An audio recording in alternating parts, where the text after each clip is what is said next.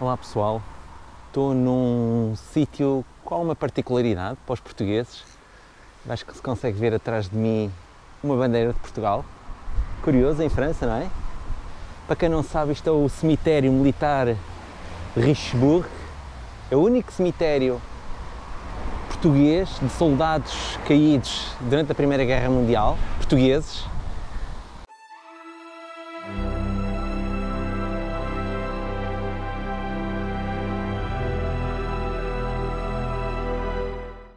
E a maior parte deles pertenciam, se é que não é a totalidade, ao Corpo Expedicionário Português, mais conhecido por CEP. Eu nunca fui militar, como vos disse, a proximidade que tive à questão militar, fiquei à inspeção e passei lá. Mas, como eu já vos contei, foi o dia e meio mais desperdício de toda a minha vida. Foi, não... Enfim, mas adiante, não é só o objetivo aqui desta história que vos vou contar. Para quem não sabe, Portugal participou na Primeira Guerra Mundial entre 1914 e 1918 e esteve nesta zona da Flandres, que era na frente ocidental, ok? Portanto, os alemães invadiram a Bélgica e entraram pela França adentro nesta zona da Flandres. E Portugal teve uma batalha, participou ativamente numa das batalhas, em 1918, mais propriamente em abril de 1918, na Batalha de Lally. Como vos disse, a guerra foi entre 1914 e 1918. Em 1918 a guerra já estava mais ou menos definida, o que é que ia acontecer. Portanto, a Alemanha estava a recuar, já tinha perdido muito território, e o território era em direção a Paris, apanhar Cherbourg, apanhar Calais, portanto já estava a recuar bastante. E Portugal participou, chegou a ter uma força de 200 mil homens, julgo eu, que chegou a mandar para aqui um corpo expedicionário de 200 mil homens. Só para vocês terem uma ideia, de facto, Portugal não era um país assim de grandes riquezas, antes pelo contrário, a época dos descobrimentos já tinha ido à vida há muitos anos, não é? Portanto, estávamos a viver um período muito complicado em Portugal. Em 1917 tinha havido se é que se pode dizer, um golpe de Estado. Confesso que não sou especialista nessa matéria, alguém certamente saberá explicar melhor isso. E tínhamos como presidente um senhor chamado Sidónio Pais, que tinha uma ideia completamente diferente sobre a participação de Portugal na Grande Guerra, ao lado dos aliados, nomeadamente dos ingleses, mas Portugal já cá estava, não é? Portanto, já cá tinha. E isso não veio ajudar muito, portanto, as tropas aqui, nomeadamente os chefes e os comandantes, sentiram algum descrédito nessa situação. E o que é que aconteceu exatamente em abril de 1918, 9 de abril de 1918? Portugal estava integrado numa força juntamente com os britânicos. Tínhamos aqui a segunda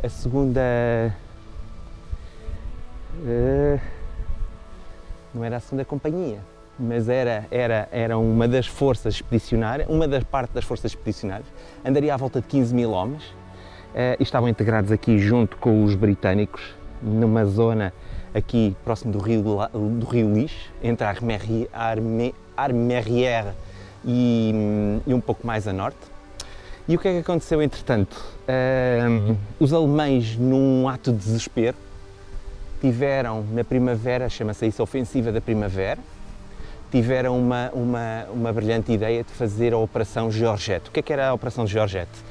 Era juntar uma série de exércitos, juntaram um conjunto enorme de exércitos, muito superior ao português e ao britânico, todos juntos, e tentaram atacar aquela zona de Lally. O que é que aconteceu? Eles perceberam que, de facto, as tropas portuguesas eram as mais frágeis, estavam muito desmoralizadas. Já vou explicar porque é que elas estavam desmoralizadas. Não tinha a ver só com a questão do golpe de Estado, ok? E com a questão política em Portugal.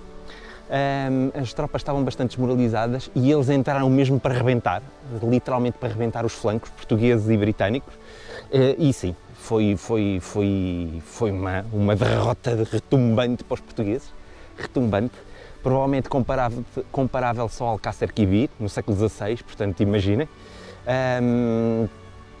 Dizem que foram milhares de mortos, outros já que dizem que nem chegaram aos 500. Enfim, não acho que isso seja assim particularmente importante. O que é importante é a memória que uma pessoa guarda deles, não é? E recordar um pouco esta história, não é? Faz parte da história, é mais uma história da nossa história e, entretanto, aguentaram-se o que puderam. Os britânicos também tentaram segurar os flancos, mas foram completamente desbaratados. O Corpo Expedicionário Português terminou nessa batalha, portanto nunca mais foi formado o Corpo Expedicionário Português. Os que sobraram foram integrados nas brigadas britânicas ou serviram para abrir trincheiras ao restante, durante o resto da guerra, ou então foram feitos prisioneiros com os alemães, e muitos dos que aqui estão não se reportam só à Batalha de Lally. Está aqui muito soldado português feito prisioneiro, que se suicidou, que morreu, que... enfim, o que possam imaginar, não é? As condições em que viviam eram muito complicadas. Eu não me recordo ter alguém da minha família que tenha participado na Primeira Guerra Mundial. Conheço gente que tem familiares que participaram, sim, conheço muita gente, e que veio de propósito à França para fazer um tributo a eles. Eu, como não me lembro de ninguém da minha família, decidi fazer um tributo geral a Portugal. Porquê é que eu estou aqui também? Não é só porque isto é português, portanto isto faz parte do território português, portanto foi comprado pelo Estado português, ainda no tempo do Estado Novo. Mas curiosamente, e infelizmente é uma coisa que não se falou, eu pelo menos não ouvi falar na comunicação social, no passado final de mês de setembro, portanto ainda nem um mês passou, foi declarado Património da Humanidade. Portanto, isto é Património da Humanidade, ok? E acho que nós devíamos estar orgulhosos disso. Estão aqui 1831 soldados, cabos, tenentes, alferes, já vi ali placas de alferes. Estão aqui várias placas de reconhecimento, 80 anos depois, 1918, 1998, Richebourg, 1988, Presidente Francisco dos Santos, Abril de 96, até o Passos Coelho cá esteve em 2014, etc. Enfim, bem, Liga dos Combatentes também. Mais do que eu tenha qualquer afeto ou preocupação com questões de militares, não é o meu propósito. Agora são portugueses, não é? E confesso que é um cemitério particularmente bonito. Eu lembro quando cá esteve o Costa e o Marcelo há uns anos atrás, estiveram aqui com o Emmanuel Macron, estiveram aqui os três há uns anos, aliás está aqui uma placa comemorativa e se vocês forem à internet conseguem lá identificar também. E eles estiveram aqui com o Emmanuel Macron e agora em setembro de 2023 foi declarado Património da Humanidade.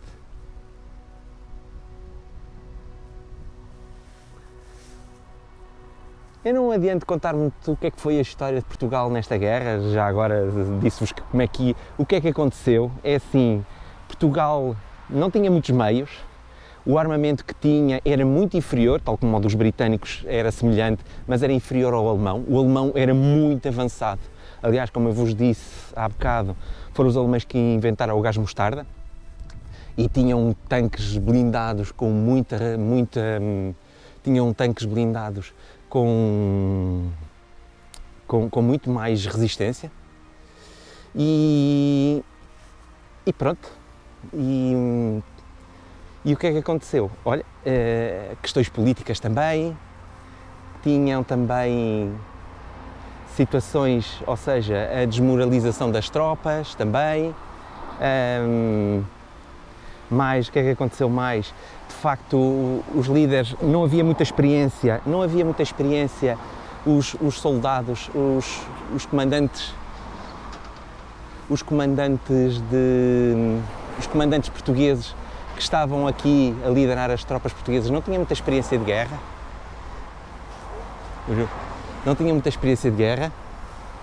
E pronto, estava aqui a ver umas pessoas a entrar, estava a ver porque de facto eu entrei assim um bocadinho à sorralfa porque não reparei que o portão estava fechado e entrei aqui pelo muro, não ia fazer mais de 2000 km para ficar à porta e saltei o muro e estava a ver se este era o vigilante que me chamara a atenção, confesso.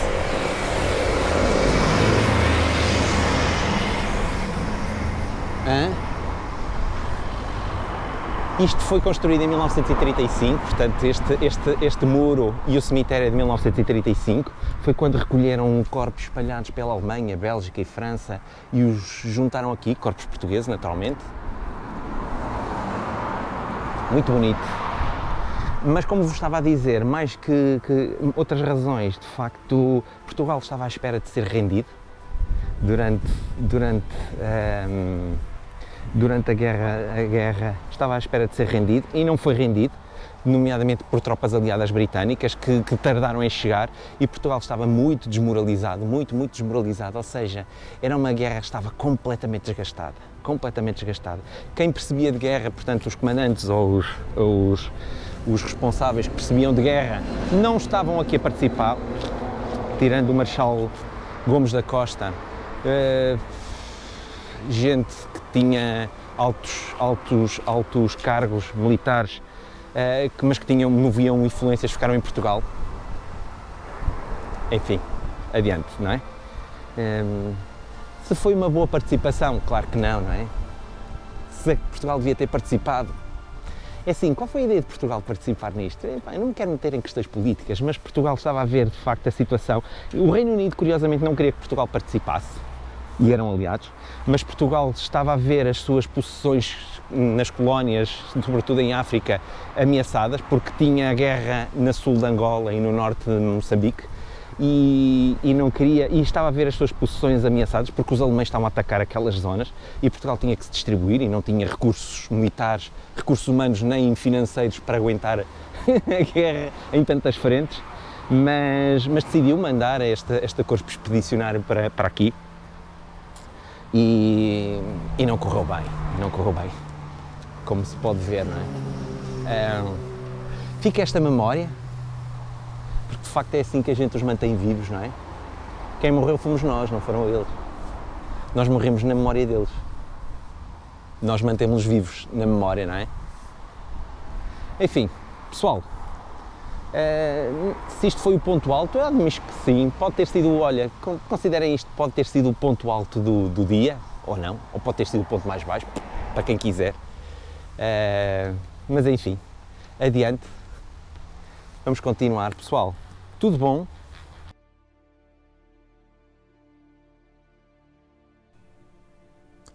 Pelas 9 horas da manhã, deu-se um ataque alemão com artilharia e gases.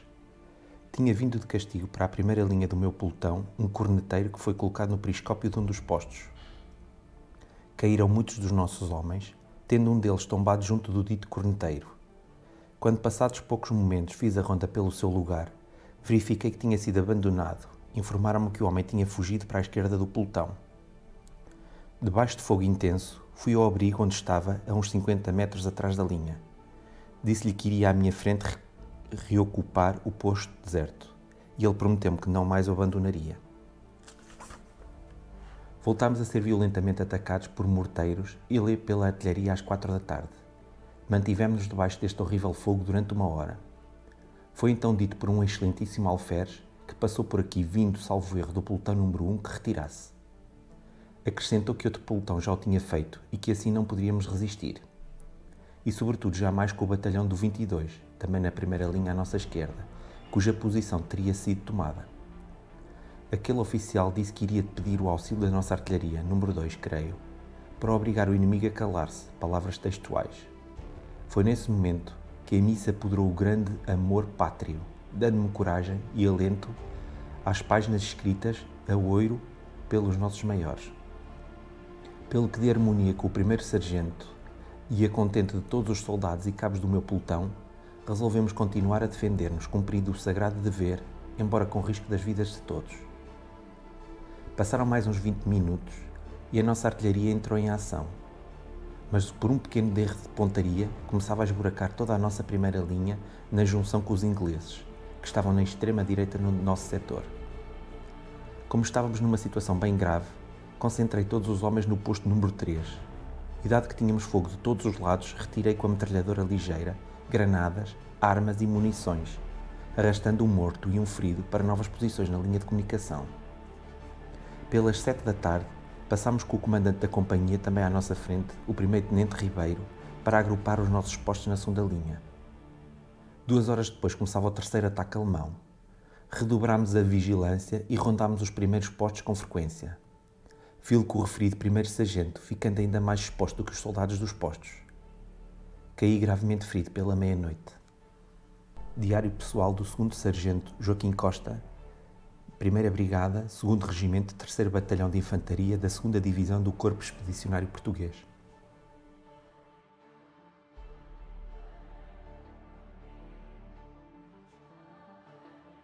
O bombardeamento inimigo foi executado segundo as regras alemãs expressas na Ordem para Combate 1629 de 18 de março, encontradas no bolso de um prisioneiro. Primeiro período.